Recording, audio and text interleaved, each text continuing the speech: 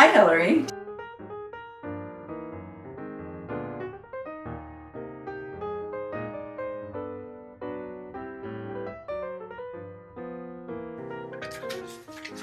I'm going to turn it over and sew on that sewing line that we just added a quarter to. The first 8 that I did, I used the glue. It keeps everything really nicely in place. But once you get the hang of it, it's good. But if I was working with smaller pieces, I would definitely use the glue because they do tend to wiggle around a lot.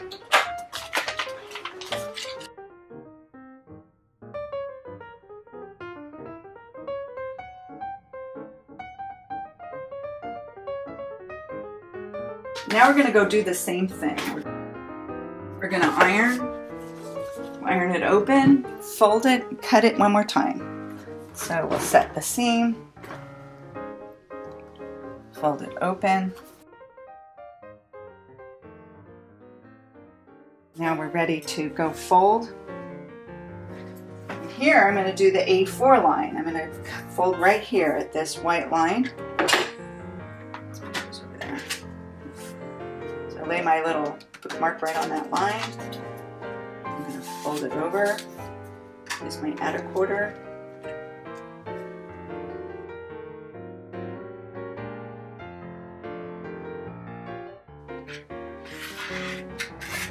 Some people like to use the smaller rotor color, but this one slips, and so I feel like I'm in danger, so I don't use it. We have one last piece to sew on. And the book gave us the dimensions.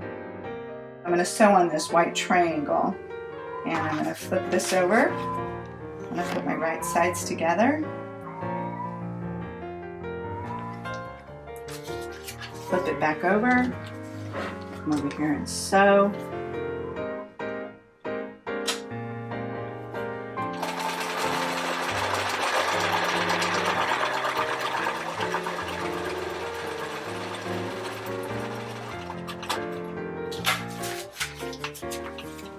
And we've got our 4 pieces together. Now we just need to iron it and trim it. So we'll come back over here, set up the seam.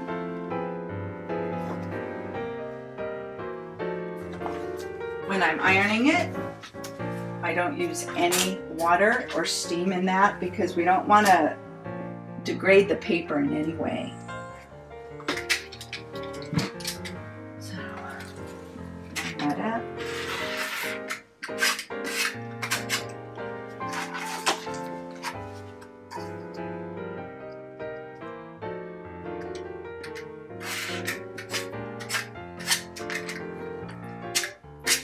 My cutting board is sitting on a ridge, so right where that ridge is, sometimes it doesn't cut so nicely.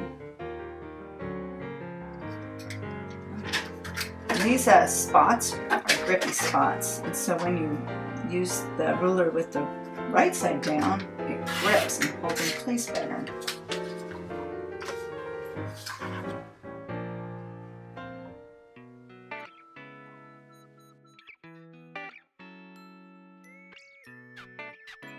And this one just has the one edge with a little corner on it, and so we're just going to trim the one little edge.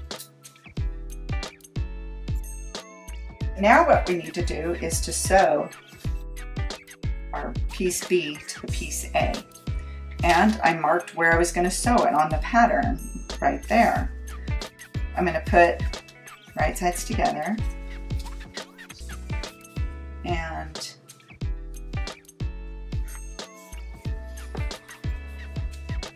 line them up just with the edge right where we cut it, and so it's very useful. That took the extra time to make. And now we're going to sew it.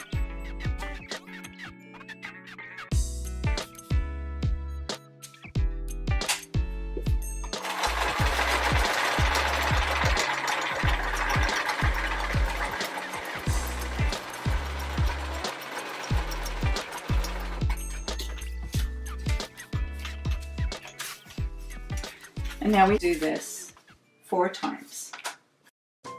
Now we're going to go do the same thing. We're going to iron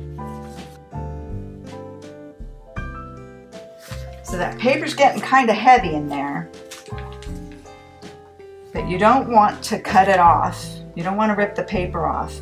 And the reason is because we've cut these in really weird angles. And the paper is stabilizing those bias cuts so that the fabric won't stretch while we are sewing things together.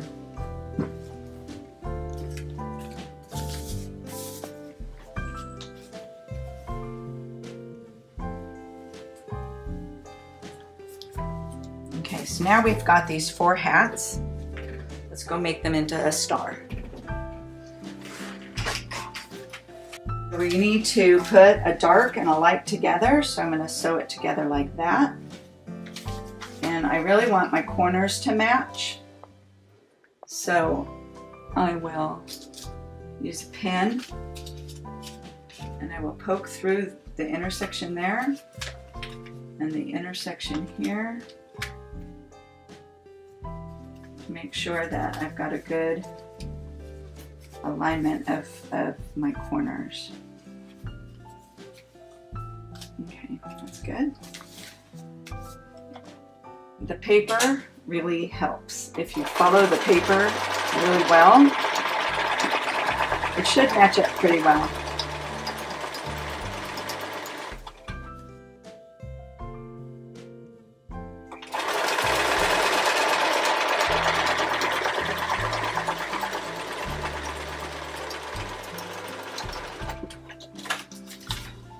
And I'll make another hat.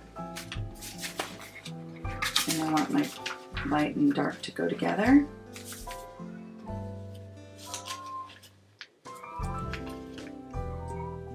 So I'm going to poke through those to get that all lined up.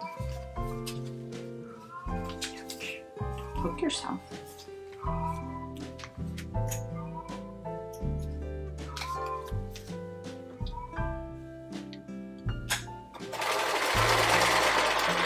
Now we're going to iron these open, but you can see you've got bits of star forming.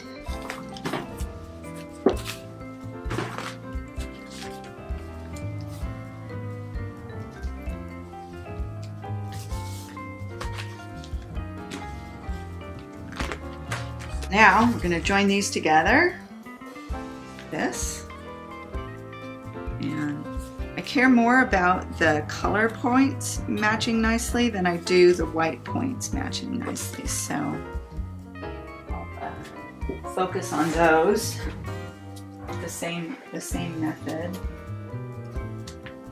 poking right through there.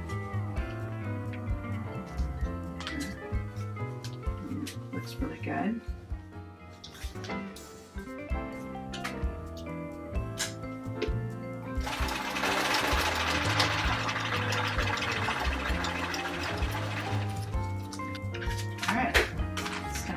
Open this up.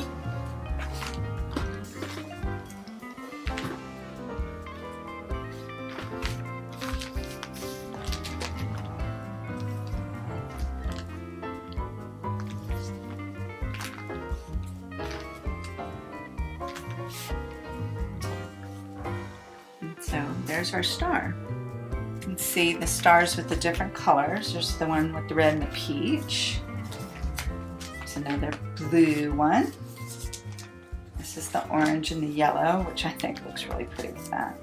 And this is the green one. And then we'll sew them together per the directions, but I'm sure it will be alternating cools and warm colors, but it will look really pretty when it's all sewn together.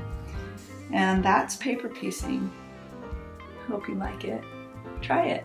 So I'll send you the patterns and the sizes to cut the rectangles that we started with, and you can try it. You can make a Christmas one. You can just make 4 and make a little wall hanging. It would be really pretty. All right, bye Hillary. Love ya.